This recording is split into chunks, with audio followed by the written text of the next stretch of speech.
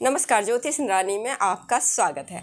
आज मैं आपको बताने वाली हूँ ऐसी रेखा के बारे में जो हर किसी के हाथ में होता है। बस मैं बताऊंगी कि उसका फॉर्मेशन अगर हो उस तरीके से तो व्यक्ति किस प्रकार के होते हैं। बस आप मूल रेखा को देखना है, उस रेखा को देखना है, आपको पता चल जाएगा। जिसे कि हम लोग बौद्धिक रेखा बोलते हैं, मानसिक रेखा बोलते हैं, मस्तिष्क रेखा बोलते हैं, माइंड लाइन बोलते हैं, इंटेलेक्चुअल वाली रेखाएं बोलते हैं, इंटेलिजेंसी वाली रेखाएं बोलते हैं। तो वो होता है मस्तिष्क रेखा। अब देखते होंगे बहुत सारे हथेली में दो तरीके का जो फॉर्मेशन होता है ना, अक्सर आप देखने को आपको मिलता होगा, जो कि लाइफ लाइन से एक सट के निकल रहा हो और एक लाइफ लाइन से हट के निकल रहा हो। तो इस प्रकार से देखिए, ये आपका लाइफ लाइन है और ये जैसे यहाँ पे माइंड लाइन, यहाँ पे कभी कभी आप देखते होंगे ना किसी व्यक्ति का हथेली में इस तरह से लाइफ लाइन से एकदम से सट के माइंड लाइन निकल रहा है।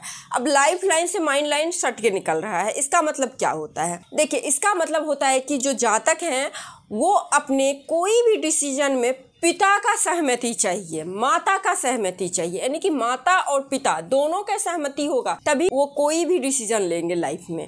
और घर परिवार से बहुत दिनों तक प्रभावित रहते हैं। तो ऐसे जातक को कहा जाता है कि ये लोग फैमिली ओरिएंटेड होते हैं। ये लोग फैमिली के बिना अपने आप का कल्पना भी नहीं कर सकते हैं।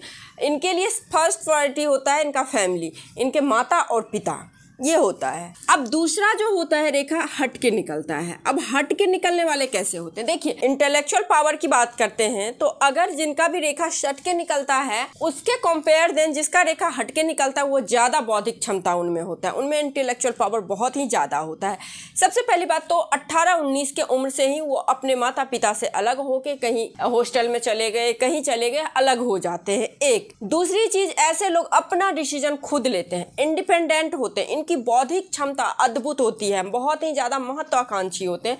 जैसे कि हम लोग एम्बिशियस बोल सकते हैं कि ये लोग काफी ज्यादा एम्बिशियस होते हैं। तभी बोला गया है पामिस्ट्री में कि अगर रेखाएं अगर हटके निकले तो जातक कुछ भी अपने दम पे करते हैं और बड़ा करते हैं, छोटा नहीं करते हैं, बहुत बड़ा करते हैं ऐसे जातक। और उसके बाद क्या है ना, इसका जो फॉर्मेशन आप देखेंगे गुरु के माउंट से, अगर जब भी रेखा आपके लाइफ लाइन से निकलेगा तो वो रेखा गुरु के माउंट से निकलेगा, माइंड लाइन। तो लाइफ लाइन को ना टच करके हटके निकले, गुरु का गुण यानी कि ज्ञान अच्छा रहेगा, बाहरी लोगों का सपोर्ट बहुत अच्छा मिलेगा, ऐसे जातक का स्वतंत्र स्वभाव के होंगे।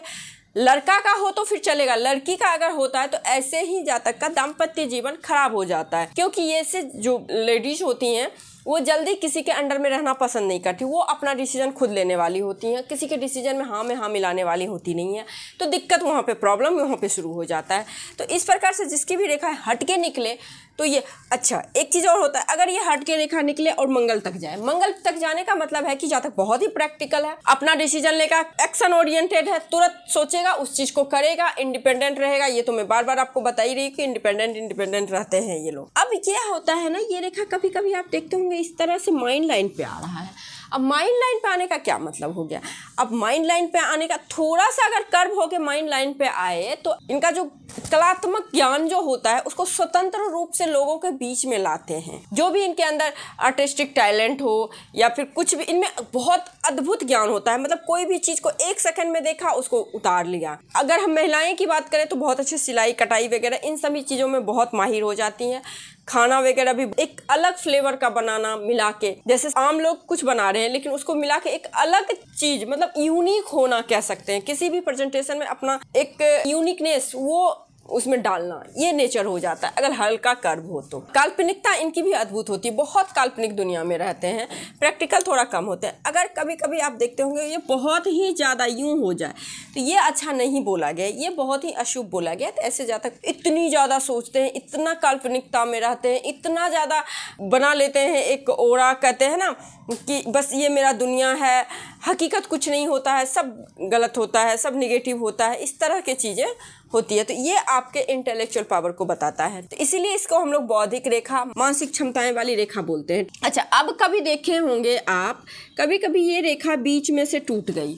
अगर माइंड लाइन बीच में से टूटे तो 100 या 1000% ऐसे जातक को उस उम्र में एक्सीडेंट वगैरह होना ही होना है, होता ही होता है। अगर माइंड लाइन टूटे, बस सोचिए, अगर टूट के फिर से निकल जाए तो इसका मतलब है टूटेगा कुछ ना कुछ, उसके बाद फिर जुड़ेगा, उसके बाद लाइफ अच्छी चलेगी। अगर ये टूट के यहाँ रह जाए, अगर ना निकले तो बहुत अलर्ट रहना है, कुछ भी हो सकता है जातक की आयु तक का खतरा होता है। मैं थोड़ा निगेटिव बता रही हूँ बट जो है सो है। अगर ये टूट के फिर से निकले इट मीन्स चोट लगेगा, हॉस्पिटलाइज होगा, सर में चोट लगेगा, मानसिक परेशानी आएगा, ठीक हो जाएगा। अगर यहीं पे मान लीजिए कभी कभी यहीं रेखा पे आप बस एज आपको काउंट करना है किस एज में है। आप मोटा मोटा ऐसे एज काउंट कर सकते हैं कि मान लीजिए यहाँ पे है, ये हो गया आपको 28 साल का उम्र, ठीक है, ये 25 साल का उम्र, ये 32 साल का उम्र, इस तरह से आप एज को काउंट कर सकते हैं। मैंने बताया है आपको कई वीडियो में एज का। अच्छा, द्वीप का साइन हो तो क्या हो? अगर माइंड लाइन पे द्वीप का साइन हो, देखिए द्वीप का साइन ये भी अशुभ बोला गया है, ये भी इम्पैक्ट उतना ही डालता है, लेकिन ये क्या करता है ना, ये कुछ छीनता नहीं आपसे, ये अंग भंग नहीं करेगा, आपको तोड़ेगा नहीं, टूटेगा नहीं कोई भी चीज़, लेकिन मानसिक रूप से इतनी परेशानी देता है, आर्थिक रूप से आपको परेशान कर देगा, ये आपको मानसिक रूप से परेशान कर देगा, शारीरिक रूप से परेशान कर देगा, मतलब जहां जाओ इज्जत नहीं मिलना, मान सम्मान नहीं मिलना। द्वीप का साइन बहुत ही अशुभ बोला गया है, तो ये भी अच्छा नहीं बोला गया। अगर माइंड लाइन पे, अगर लाइफ लाइन पे आए तो उसका अलग इम्पैक्ट पड़ता है, लेकिन माइंड लाइन से जहाँ तक संतुष्ट नहीं होता। एक चीज और होता है, अगर हटके इस तरह से हो तो खास करके पिता के साथ ऐसे जातक का विचारों का मतभेद होता है इस प्रकार से। अच्छा, इन जातक का बच्चे अगर हो गए तो बच्चे भी इन्हें नहीं समझ पाते हैं, इतना ज़्यादा निगेटिव हो जाता है, तो ये यहाँ पे दिक्कत होता है। कभी कभी क्या होता है, अगर हार्ट लाइन आके माइंड लाइन से जुड़े तो एक उम्र में जहाँ पे जुड़ता है वहाँ पे ये जातक अपना डिसीजन खुद नहीं लेते हैं, दिल से कुछ नहीं सोचते हैं, सारा डिसीजन दिमाग से लेना शुरू, ओवर प्रैक्टिकल हो जाते हैं ऐसे जातक। अब क्या देखना है आपको कि कभी कभी आपका माइंड लाइन हार्ट लाइन में मर्ज हो जाए। अगर लाइफ लाइन हार्ट लाइन में मर्ज हो इट मीन्स जातक दिल से काम लेता है, दिमाग से नहीं। अगर हार्ट लाइन अगर माइंड लाइन में हो तो जातक दिल से काम नहीं लेता है, दिमाग से काम लेता है। तो इस प्रकार से आप माइंड लाइन का बहुत सारे फॉर्मेशन देखेंगे। बोला जाता है ऐसे जातक मल्टी मिलीनियर भी बन सकते हैं अगर माइंड लाइन और लाइफ लाइन हट के निकले।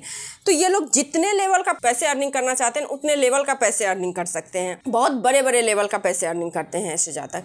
तो ये बहुत ही शुभ साइन बोला गया है, अच्छा बोला गया। हाँ, शर्ट के जो मान लीजिए लाइफ लाइन से इस तरह से अटैच होकर कोई चल रहा है तो ये लोग भी करते हैं, लेकिन इन लोगों का पहला प्रायोरिटी फैमिली होता है। तो कभी कभी क्या होता है, फैमिली के जो उलझ जाने के कारण ये लोग का ग्रोथ थोड़ा लेट होता है, थोड़ा कम होता है। लेकिन जहाँ पे ये इंडिपेंडेंट रहेंगे, ऐसा नहीं कि फैमिली को नहीं देखते हैं, हेल्प करते हैं, हर चीज़ करते हैं, लेकिन फैमिली इनको ज़्यादा इम्पैक्ट नहीं कर पाएगा इनके ग्रोथ में। तो देखिए कभी कभी क्या होता है, डबल माइंड लाइन का मतलब क्या होता है, मान लीजिए ये माइंड लाइन है और ये माइंड लाइन है, डबल माइंड है, ये बहुत ही शुभ होता है। कभी कभी इनकी लाइफ देखेंगे जिनके भी हथेली में डबल माइंड लाइन है तो एक तो डुअल स्वभाव के होते हैं।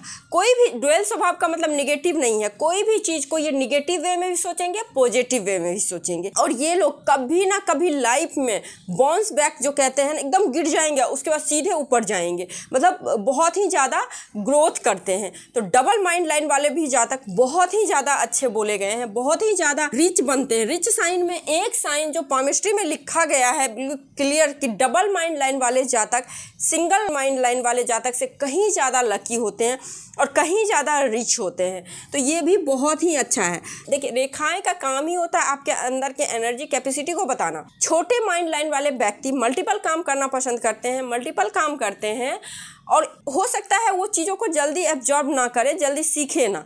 लेकिन वहीं पे लंबे माइंड लाइन वाले जातक, किसी का देखेंगे माइंड लाइन बहुत लंबा है तो ऐसे जातक कोई चीज़ को बहुत ही जल्दी सीखते हैं, एक ही काम को बहुत ही ज़्यादा लगे रहते हैं, तभी इनको बोला जाता है आप गवर्नमेंट जॉब करिए। गवर्नमेंट जॉब छूटने वाला बदलने वाला चीज़ नहीं होता है। और दूसरा चीज़, ऐसे लोगों को कहा जाता है एक ही ऑर्गेनाइजेशन में टिक के काम करें या फिर रिसर्च के फील्ड में जाएं। अगर आपके लॉन्ग माइंड लाइन हो और गुरु का सपोर्ट मिले तो ऐसे जातक को कहा गया है कि ऐसे जातक रिसर्च के फील्ड में PhD लेवल का पढ़ाई, मतलब अच्छी खासी पढ़ाई करते हैं ऐसे जातक।